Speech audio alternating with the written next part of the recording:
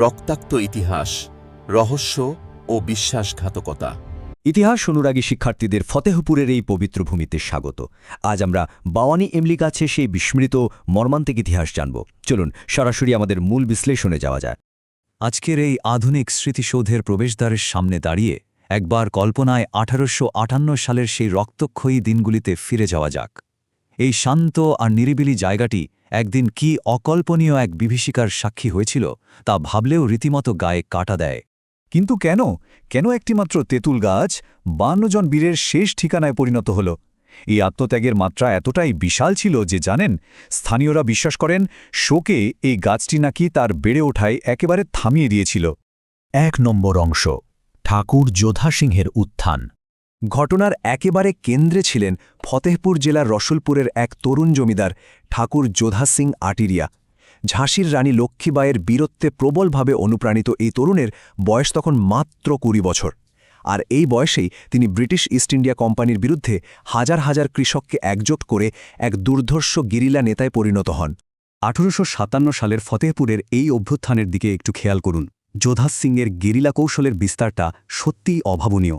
জুনের 10 তারিখ deputy collector হিকমত উল্লাহ খানের সাথে হাত মিলিয়ে ফতেহপুরের কোষাগার আর আদালত দখল করে নেন তিনি। এরপর 27 অক্টোবর মাহমুদপুর আর 7 ডিসেম্বর রানীপুর পুলিশ ফাঁড়িতে তার একের পর এক আক্রমণ ব্রিটিশদের একেবারে দিশেহারা করে দিয়েছিল। তার এই নিখুঁত গেরিলা রণকৌশলটা ছিল একটা মাস্টারপিস। বিপ্লবী তাতিয়া টোপের সাথে মিত্রতা গড়ে তিনি শুধু দেওয়ানি আদালত দখল করে কৃষকদের ঋণই মকুব করেননি, বরং একেবারে সম্মুখ সমরে ব্রিটিশ কর্নেল পাওয়েলকে পরাজিত এবং হত্যা করেন। অবস্থা বেগতিক দেখে ব্রিটিশরা কর্নেল নীলের নেতৃত্বে এক বিশাল বাহিনী পাঠায় এই দুর্গ গুড়িয়ে দিতে, কিন্তু অত্যন্ত চতুরতার সাথে তিনি তাদেরও চোখে ধুলো দিয়ে বেরিয়ে যান। তাহলে এমন একজন অপ্রতিরোধ্য বুদ্ধিমান গেরিলা নেতার চূড়ান্ত পতন কিভাবে ঘটল? যোধা সিংয়ের এই অজেয় উত্থানের গল্পের ঠিক পরই আসে ইতিহাসের সেই অন্ধকার অধ্যায়, এক মর্মান্তিক বিশ্বাসঘাতকতা যা তার পতন ডেকে এনেছিল। 2. বিশ্বাসঘাতকতা এবং সেই গাছ। ঘটনার ক্রমটা একটু দেখা যাক। অর্গলের রাজার সাথে এক অত্যন্ত গুরুত্বপূর্ণ কৌশলগত বৈঠক সেরে যোধা সিং তখন ফিরছিলেন। ঠিক সেই সময়েই নিজেদের ভেতরেরই একজন বিশ্বাসঘাতক গুপ্তচর ব্রিটিশদের কাছে খবর পাচার করে দেয়। আর তার পরিণতি, ঘোরহা গ্রামের কাছে ব্রিটিশ অশ্বারোহী বাহিনী অতর্কিত হামলা চালিয়ে যোধা সিং এবং তার সহযোদ্ধাদের চারদিক থেকে ঘিরে ফেলে আর বন্দী করে। 52? হ্যাঁ, ঠিক 52 জন।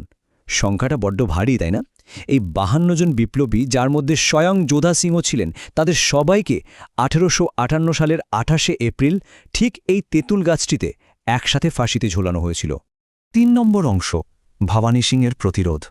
এখানে ঔপনিবেশিক বর্বরতার এক চরম নিষ্ঠুর রূপ আমরা দেখতে পাই। ব্রিটিশদের করার নির্দেশ ছিল মৃতদেহগুলো টানা 37 দিন ধরে ওই গাছেই ঝুলবে, শকুনের খাবার হবে। এটা ছিল একটা কড়া সতর্ক বার্তা। কেউ যদি ওই দেহগুলো একটু স্পর্শ করারও সাহস দেখায়, তবে তার পরিণতিও হবে ঠিক একই রকম। কিন্তু এই ভয়ঙ্কর রক্তচক্ষু স্থানীয়দের দমাতে পারেনি। চরম এক সাহসিকতার পরিচয় দেন মহারাজা ভবানী সিং। 1858 সালের 13 জুনের অন্ধকার রাতে ব্রিটিশদের ফাঁসির দড়িকে বুড়ো আঙুল দেখিয়ে নিজের এবং আরও 900 জন বিপ্লবীর জীবনের চরম ঝুঁকি নিয়ে তারা সেই শহীদদের মৃতদেহগুলো গাছ থেকে নামিয়ে আনেন। এরপর অত্যন্ত গোপনে শিবরাজপুর ঘাটে নিয়ে গিয়ে পূর্ণ সম্মানের সাথে তাদের দাহকার্য সম্পন্ন করেন। 4. দ্বিতীয় জালিয়ানওয়ালা বাগ। ইতিহাসবিদ এবং স্থানীয়রা কেন একে দ্বিতীয় জালিয়ানওয়ালা বাগ বলেন, তাই নামগুলোর দিকে তাকালেই বোঝা যায়। এরা কেউ পেশাদার সৈন্য ছিলেন না। এরা ছিলেন সাধারণ কৃষক, কারিগর, একেবারে সাধারণ গ্রামবাসী। বিন্দা সিং, বংশীধর, বিদ্যাসাগর, বৎসুলাল, বলদেব প্রসাদ কিংবা বদ্রীপ্রসাদ, এদের মতো সাধারণ মানুষরাই মাতৃভূমির মুক্তির জন্য একজোট হয়ে এক বিশাল আত্মত্যাগের ইতিহাস রচনা করেছিলেন। আর সামনে দাঁড়িয়ে থাকা এই পাথরের স্মৃতিফলকগুলোই সেই গৌরবময় উত্তরাধিকারের জ্বলন্ত প্রমাণ।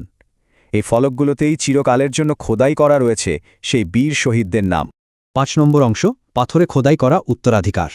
আজকের দিনে এই স্মৃতিসৌধটির ভৌতিক এবং আবেগীয় গুরুত্ব কিন্তু অপরিসীম। প্রতি বছর স্বাধীনতা দিবস কিংবা প্রজাতন্ত্র দিবসে মাতৃভূমির জন্য অকাতরে জীবন বিলিয়ে দেওয়া এই বীরদের প্রতি শ্রদ্ধা জানাতে এখানে অগণিত মানুষের ঢল নামে।